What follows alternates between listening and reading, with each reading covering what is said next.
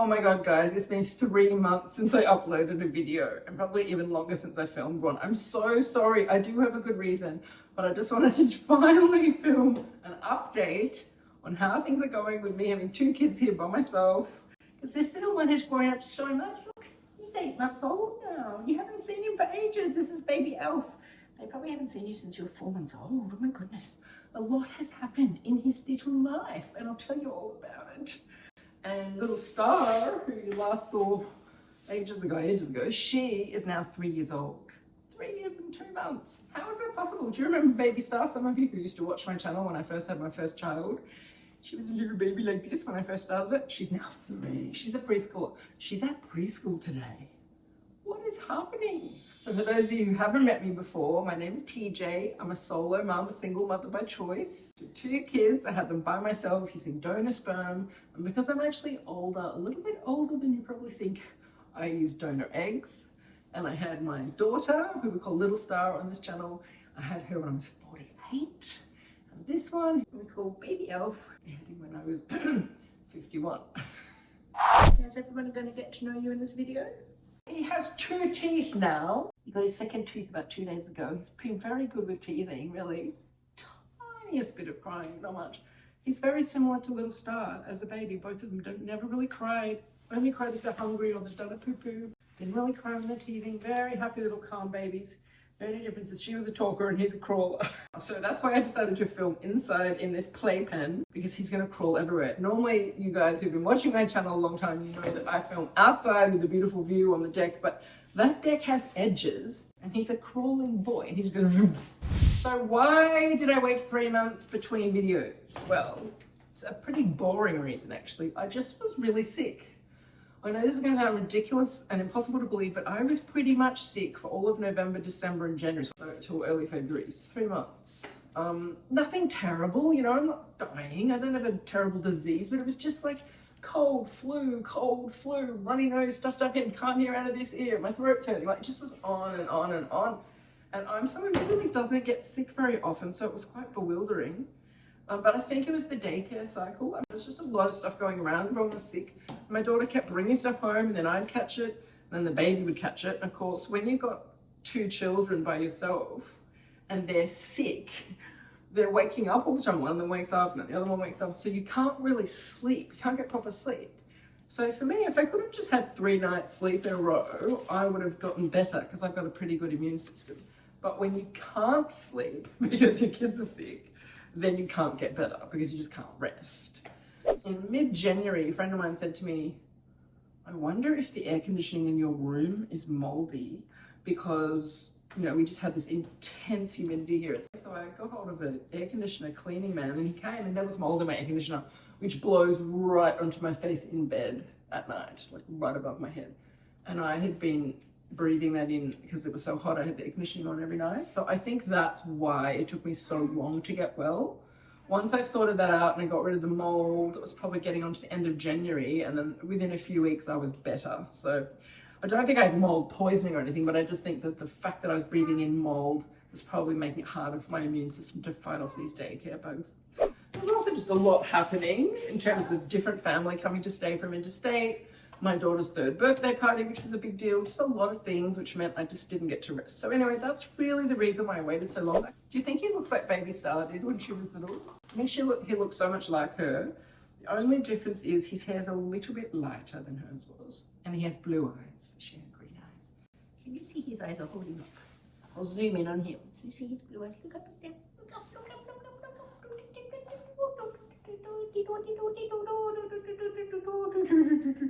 The other thing that was challenging was twice in the last 3 months, my car has broken down. Now that doesn't sound like a big deal if you live in civilization, but I do not live in civilization. I live in the middle of nowhere.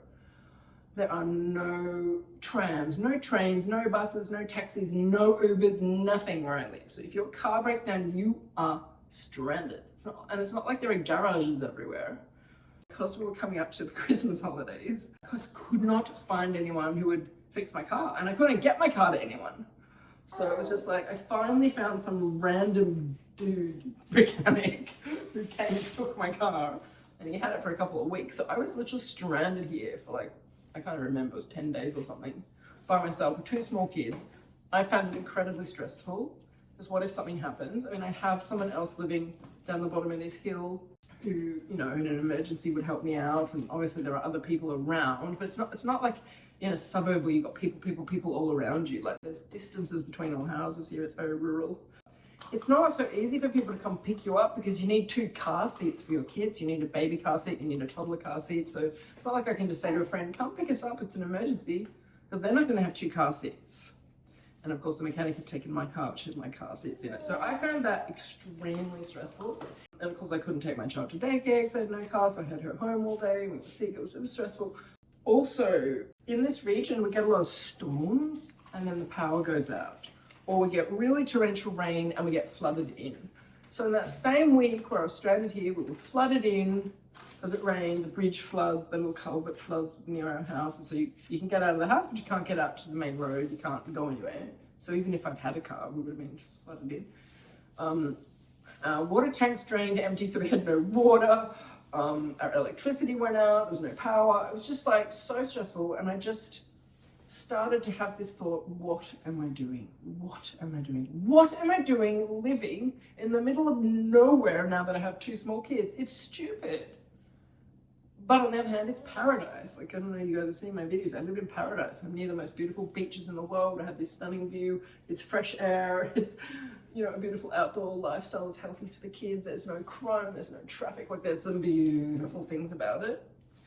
But it's starting to become scary for me with 2 small kids by myself. If I had a husband, maybe it would be different, or if I had family living here, maybe it would be different, but by myself it is scary. So I started to have these thoughts. This was in November when I was sick.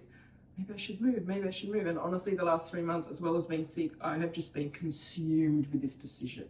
I'm having constant conversations with people, constant conversations with my family. Should I move back home to where my family live, which is a big city, 2 hours flight from here? Should I stay here? I'm looking at schools here, I'm looking at schools there. I'm about to plan a big trip back home to look at schools there. We did have my sister and my niece, who's almost 11, visit for a few weeks, which was absolutely beautiful. And it was really, really gorgeous watching my little 3-year-old girl follow my niece around. It was like, oh my God, it was like having Taylor Swift in the house. So she was like a celebrity to her. She followed her everywhere.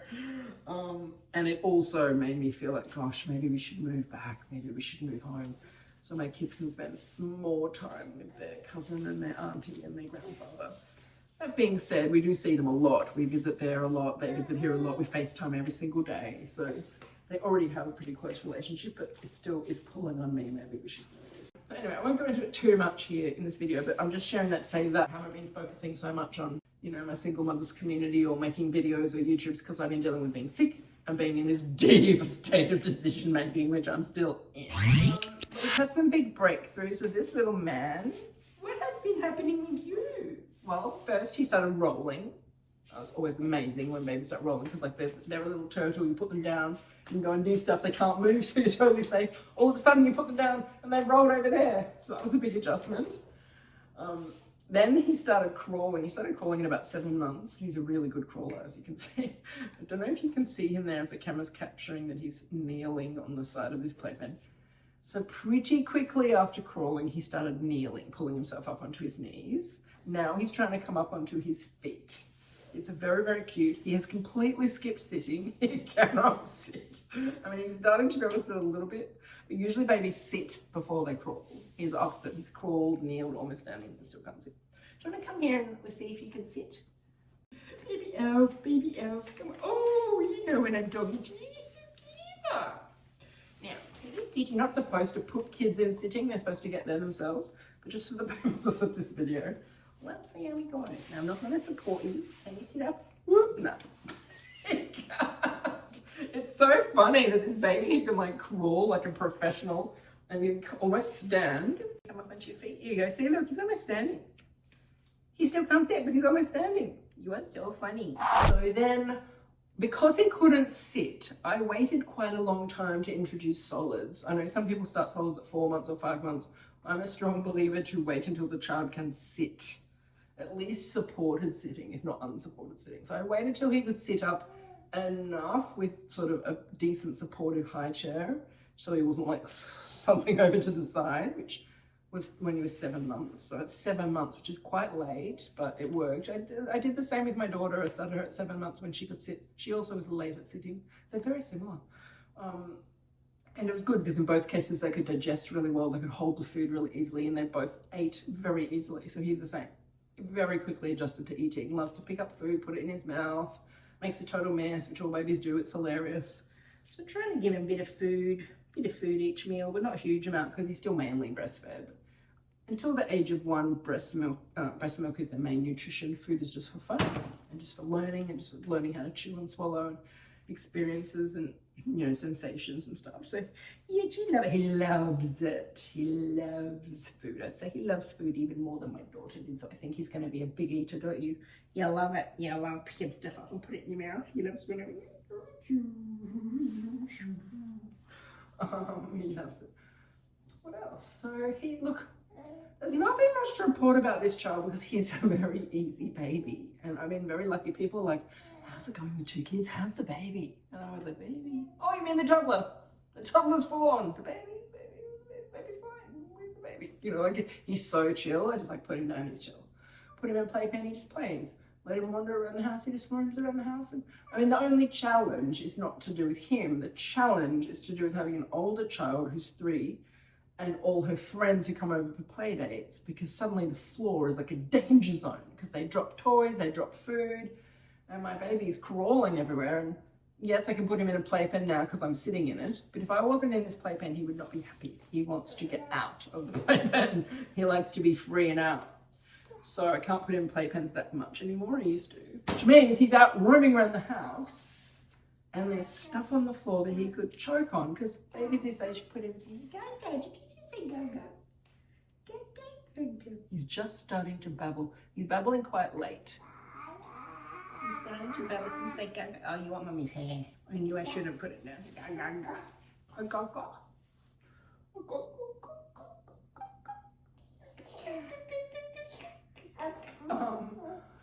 Yeah, so the challenge I'm having at the moment is a normal one that everyone has with 2 kids, which is how do you keep the baby safe from the toddler and from the preschooler and the preschooler's friends? It's more her friends, like, because little Star is good. She knows, don't put small things near him. She always checks his mouth. Mummy, he's got something in his mouth. She tells me that anytime he picks up some fluff or something off the floor. But if she's got friends over, which she has a lot of play dates, then I really have to check it. So I found a necklace in this playpen once, one of the kids had thrown in, like, scary. And the other thing is she loves to pick him up, which is cute. She likes to pick him up and sit him in this baby bath, pretend it's a boat, and they row the boat together. And she's so cute with him. She loves to pick him up and jump him up and down walls, which is fine if it's on a padded floor in the playroom. But God forbid she does it on the tiles. We have a lot of tiles in this house. I'm trying to teach her, don't ever touch him. Don't pick him up if mummy's not there. But for me, the challenges of this baby is not him. He's very easy. It's how to manage him with a toddler when there's just me in the house. I don't have a second pair of eyes because I don't have a partner or any family here. So that's really the only challenge. I've been very lucky with this baby. He's a good sleeper. I'm getting a lot of sleep. Apart from when we were sick, which was challenging because obviously they're waking up because they were sick. But this week, now that we're all well, we've been getting a lot of sleep. Well, from the age of 12 weeks till very recently, he slept through the night. He never woke up. Once he got to about 7 months and he started crawling, then he needs a little bit more nutrition because he's burning more energy during the day. So then he tends to wake up once during the night or sometimes twice during the night. But it's very quick, you know, he just gets up and lie on the beanbag, 5 minutes on one boob, 5 minutes on the other boob, maybe 10 minutes, you know, like it's 15 minutes max usually. That's fine, then I just fall back to sleep, he falls back to sleep. So for me, that's a good night, and I tend to go to bed when they do. So I used to always work after my daughter went to sleep. I don't do that with 2 kids, I'm really strict. Whichever is the last one of them to go to bed, that's when I go to bed. So I usually get really still a total of 6 or 7 hours sleep, even with those breaks. So that's good. So I'm feeling rested. If he wasn't crawling so much, he would sleep through the night. He's a very good sleeper. It's not a sleeping issue, it's a hunger issue. So as I'm introducing more solids and he's starting to eat more solids, I think he'll sleep longer and he won't wake up that 1 or 2 times. So I'll tell you how he's been going. So now I'll tell you about how little Star has been going and how I've been coping with her. Because honestly, that 2.5 to 3 can be really full on age. We had her birthday party in December. I did a bluey theme. I went totally over the top, decorated the whole house in bluey stuff. Got a bluey cake made and set up a party for like 30 people because everybody said they could come, and then only about 6 people turned up. It was so disappointing. It was actually fun for her because she likes a small gathering. She doesn't really like big gatherings, so she was actually fun. It was more me because I was sick and I'd done so much work thinking all these people were coming. But this is the problem with having a birthday in sort of mid to late December. Like, everyone is just so busy. Even if they say they can come, at the last minute they realise they can't come. They've got 3 other Christmas parties and they've just decided to go away. And you know, it's the last, in Australia, her birthday's on pretty much the last day of school term. So most people just go on holidays. So I've decided next year I'm going to do her party a few weeks earlier, in November, before the crazy Christmas rush and before the end of the school year. But the nice thing is all the bluey decorations, I don't think there's any in this particular shop, but there's one over there that you can't see it, but the sort of like streamer things with pictures of bluey. They're very cheap little things, but my daughter loves them. They're still stuck up all over the house. And she wakes up almost every day. She goes, "Mum, thank you for my bluey party." That's what she calls it when she sees the bluey decoration. She calls it her bluey party. "Thank you for my bluey party." She says it almost every day. She's so sweet. Little Star, her talking is unbelievable. She started talking very early. Like at this age, he's only going gaga. She was making way more sounds than that. She's always been very advanced in talking. I think he's a bit more advanced in moving. That's the boy-girl thing, probably. She's just turned 3 in December, so she's 3 years and 2 months. She's saying long, complex sentences that require, if you were to write them, would have 2 commas. Like, "Mummy, I want to go to the party because there will be lots of friends there that I know and I want to eat some cake." You know, like it's long sentences with conjunctions and because and future tense, conditional tense. She's now speaking full sentences in the past tense, which is completely blowing my mind. I thought that would come way later. I mean, I don't know about kids, maybe this is normal, but to me it seems very early to be talking so fluently in future tense, conditional tense, perfect tense, and past tense. She doesn't seem like advanced in any other area, but she's just very, very articulate. It may just be because she's here with a solo mum and I'm a talker, as you know. So I talk to her all day. So he's different because I'm not talking to her or him all day because I've got a second child. With her, it really was just me and her, so I talked to her all day. It could just be that. She may just have a facility for language, which I do. It's my main skill is words. It's public speaking, writing, things like that. It's interesting though, because she and I are not genetically related. So it's kind of interesting that seems to be her biggest skill as well. Have I influenced her somehow epigenetically? I doubt it. Is it just a cosmic coincidence? But we have had some challenges with her. It's a difficult age. They call it the three-nager. Around the time of her birthday, my dad and his partner were visiting from interstate where they live. They were here for a couple of weeks and she was really having a lot of tantrums and very demanding, screaming and crying all the time. And I figured out what was causing it and I solved it, and she's not doing that anymore. And I'm going to make a separate video about that because that is actually a really important topic for me to talk about, and there'll be a lot of parents that it will help. So I'm not going to tell you about that in this video, how I fixed that, but she went from constant tantrums and demanding to back to being a nice kid again because of one big change I made. And I'll tell you, we'll give you a clue. It's to do with the IPAD. Anyway, I'll make a separate video about that. And then the other big thing that happened for your sister, your big sister who loves you so much, was she suddenly overnight potty trained herself at the age of 3 years and 2 weeks. Which is extremely late, but I've been trying to potty train her and it happened overnight, and I will tell that in a separate video because I know that will be helpful for a lot of parents, so I won't go into that in this video. But just let me tell you, she potty trained herself overnight. She went from never ever peeing in potty to never ever peeing in nappies. Overnight, she went from being a total baby to a complete grown-up child within 24 hours when I didn't have to do anything. Mainly because I just let her wait till she was ready. But anyway, I'll tell you the whole story of that in another video because I know that will be helpful for some parents. A couple of other things that I will do in a separate video about her realizing that she doesn't have a dad and talking about that and how I have handled that, because that's a very big thing for a single mother by choice. If you've used a sperm donor, the time's going to come when your child's going to realize that all the other kids have daddies and she doesn't. We have hit that time. We hit that about 4 or 5 months ago. It's past now, but I will make a video about that because I think that will be very helpful for those of you on the single mother by choice path. Woohoo! Look at my little swordsman. He loves playing with his, I don't know, the javelin or a sword or what is it? He loves playing with this big thing. Do you know what this is, this thing? It's his favourite toy, but you know what it is? You know those activity centres? It's like a round mat and then there's a piece that crosses over and a piece that crosses over and all the toys hang from it. Well, when he outgrew the swatching, I took that big piece off the activity centre that was like that. And now he's got this big javelin thing and he loves playing with it, don't you? So, you know, honestly, my life as a solo mum with these two small kids is actually surprisingly easy. It's much easier than I thought. My challenges have all been external things like power failures and having no car and stuff like that, or being sick. The actual dynamic of me with two kids has been really surprisingly easy. Now, I know it's not for everyone. I know for some people that I ran into a mum the other day in the park and she's got a husband. She was just wiped out by having two kids the same age as mine. In my particular case, I'm not feeling that. I didn't feel it with my first child. I'm not feeling it with my second. The three of us are in a beautiful flow. I absolutely love being their mum. It's gorgeous. We start every day with a cuddle puddle. Maybe that's why. I'm really committed to that. Every day we spend at least 20 minutes, sometimes 30 minutes, all of us cuddling together on the floor bed, rolling around, and laughing and reading books. I just love it. Like, we start our day with cuddles, we finish our day with cuddles. The two kids adore each other. It's beautiful watching their bond grow. I absolutely love it. I'll put a couple of photos up for you because it's so sweet. If you've watched this far, then I know you're probably not a dodgy pedophile. So I'll put a photo up of my little girl. They're so cute together. It's actually ridiculous. And it just makes my heart so happy.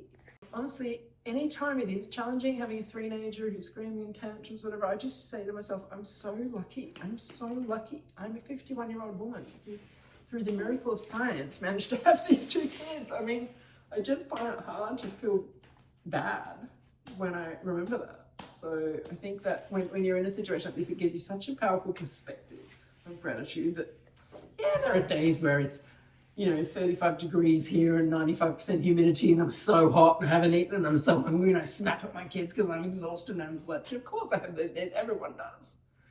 But on the whole, I feel really happy. I feel incredibly grateful. They're very easy kids. The three of us are very much in harmony. I have a feeling we all have similar personality types, which is probably helping.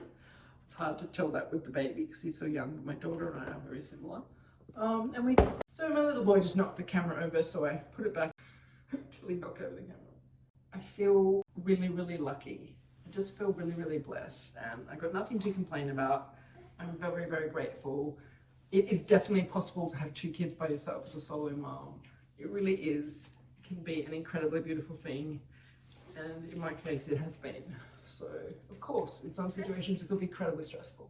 But so far, so good. I will make those videos that I promised I'd make about the potty training and about the iPad and the tantrums and all of that. And also about the realizing she doesn't have a dad thing for the single mother by choice children. Until then, I'm sending you so much love, so much baby dust. Bye. Bye-bye. Bye-bye. Bye-bye. Bye-bye. Bye-bye.